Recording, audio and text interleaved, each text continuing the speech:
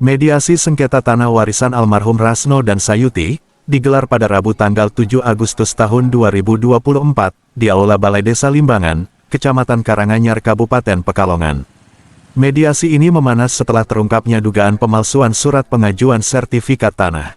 Yohandi, perwakilan Lembaga Hukum Indonesia Provinsi Jawa Tengah, mengungkapkan adanya pemalsuan data pada akta kelahiran dan kartu keluarga yang digunakan Tarmidi untuk mengklaim hak atas tanah tersebut. Saya Yohandi dari Lembaga Hukum Indonesia Provinsi Jawa Tengah dengan Mas Herul. Ini dikasih kuasa oleh Pak Slamet, Pak Nurwanto. Jadi kaitannya dengan sengketa tanah peninggalan dari almarhum Rasno dengan Sayuti. Jadi di sini itu setelah kami pelajari ada pemalsuan surat, yaitu tentang untuk pengajuan sertifikat. Ini sudah kami ini di sini, ya kan, di aktenya itu nama ayah dan ibu Tarmidi adalah Rasno dengan Sayuti. Ini di kakaknya juga dengan Sayuti. Ini ada Sayuti. Ini adalah Sayuti dengan Rasno adalah orang yang merawat dan mengasuh Tarmidi. Kalau nama panggilannya di Widari, kami. Nah, kami sudah punya pembuktian di sini oleh warga Widari dengan adik kandung Sayuti bahwa selama hidupnya Ibu Sayuti dengan Rasno tidak mempunyai anak kandung. Lalu juga keterangan dari warga Desa Utomo di sini juga bahwa Tarmidi adalah anak kandung dari pasangan suami istri Sendon dengan Muni. Nah, keterkaitan laporan ini itu kita menggunakan pasal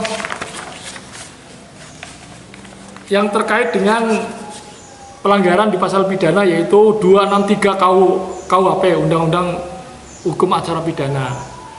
Nah, di sini kami menggunakan huruf B, ya kan?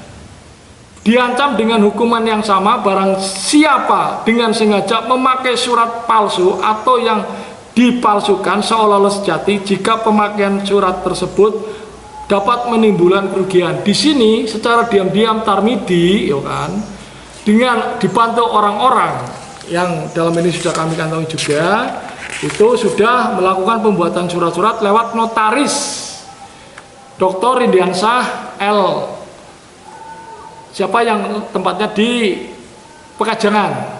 Kami sudah mendatangi ke sana kemarin, ya kan. Alhamdulillah tidak ditemui, walaupun dijanji ketemu, tapi Mas Rendi pergi lewat pintu belakang.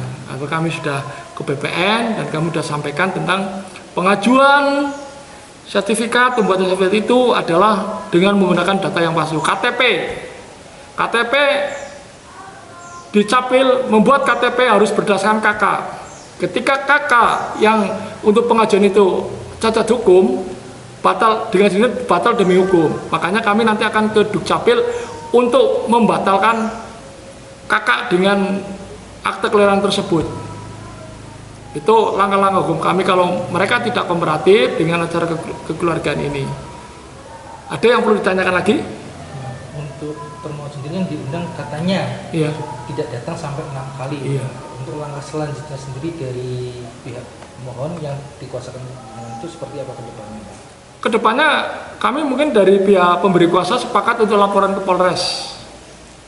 Tapi tadi dari Babinsa Kasima mau ditemui dulu, ya kan. Alhamdulillah barangkali di sana akan paham tentang ini. Jadi ya kami masih mengutamakan dengan jalur kekuraan.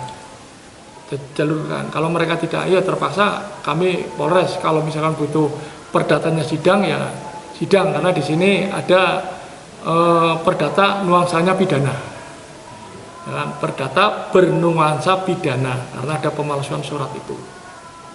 Ketua BPD, Waluyo, berharap sengketa ini bisa diselesaikan secara jujur dan adil. Yang pertama, saya berharap para pihak menyampaikan secara jujur. Kalau memang itu haknya, silahkan disampaikan. Tapi kalau bukan haknya, munculkanlah hati nurani untuk menyerahkan pada yang berhak. Yang kedua, dengan mediasi ini kami berharap tidak ada warga kami yang dikorbankan oleh perilakunya sendiri sehingga masuk di ranah pidana. Hanya itu, saya selaku orang tua yang mestinya tidak boleh ikut-ikutan dalam hal ini, tapi mendengar situasi dan melihat situasi kayak gini, jujur ikut prihatin. Kami tegaskan, kalau memang haknya, no problem, silahkan dikuasai. Kalau bukan haknya, munculkanlah hati nurani untuk menyerahkan pada yang berhak. Itu saja. Kalau tadi yang termohon diundang sampai 6 kali tidak datang dan akhirnya dari pihak kuasa hukum mungkin tindak lanjutnya akan melaporkan ke pihak aparat hukum, itu dari BPD sendiri harapan kedepannya gimana? Apakah ada langkah lain selain ujung-ujung nanti dilaporkan ke aparat hukum gitu Pak? Pemanggilan 1-6 kali kami tidak dilibatkan. Yang pertama. Yang kedua, manakala ini tidak terselesaikan lewat musyawarah, lewat mediasi, ya barangkali tidak salah kalau pemohon untuk melanjutkan ke ranah hukum.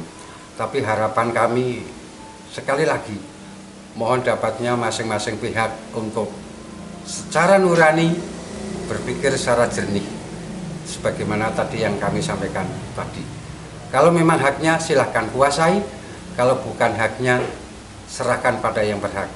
Karena kalaupun itu dipaksakan, di samping ada sanksi hukum, sanksi agama akan turun-temurun pada anak cucu. Tidak baik, itu saja.